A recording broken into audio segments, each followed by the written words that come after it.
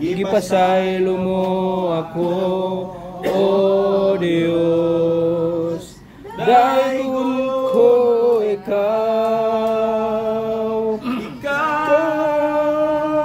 Pagkasimba hunog, alagaran ko ikaw.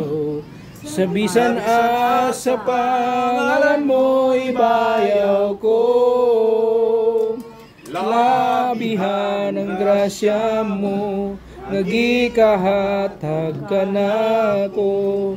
Pagkasimba hunog, alagaran ko ikaw. Kanang before magampo si Pastor Manny, nalang ko yung testimony gamay. Kanang ako gyud ni graduate mangiko sa Born Again Sanctuary of Christ Bible School sa Jensan. Pero sa diyang nagpayoniring ko sa Lumbia, wala gid ko kuno lisensya. Ang akong pastor si Pastor Manny Martin sa Balulang. Mo na nga sa una wala gid ko hangtod nga si Pastor Manny ang nagpamaagi nga iya kong gilisensyahan as a pastor. So, nabuton sa Ginoo nga nahimo kong pastor karon sa Lumbia. Pero sa akong kabayan wala gid ko nagplano.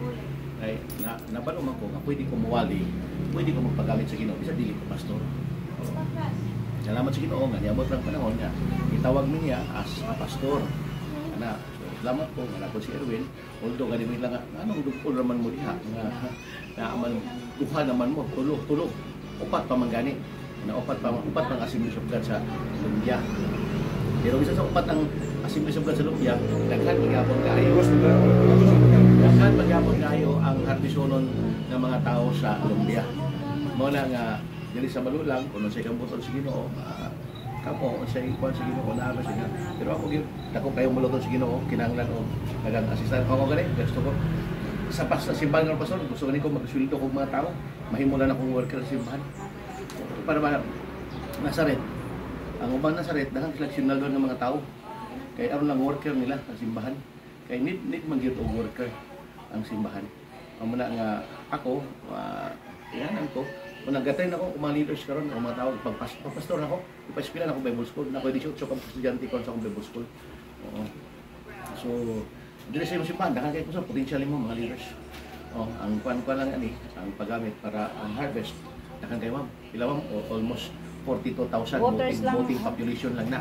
Voting lang. So napay mga anak panalitan na 42 so almost 100,000 ang population. Ako kayo ang harbisonon sa Lumbia. Kung tabangan lang ni yung mga look at the field or they are already ripe to harvest. Inog na para anihonon. So nagdepende na sa kakugi sa atong magbubuhat diri sa dapit sa Lumbia.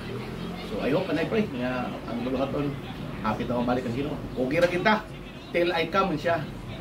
Buhat lang mo till I come, till I come. Ang puta.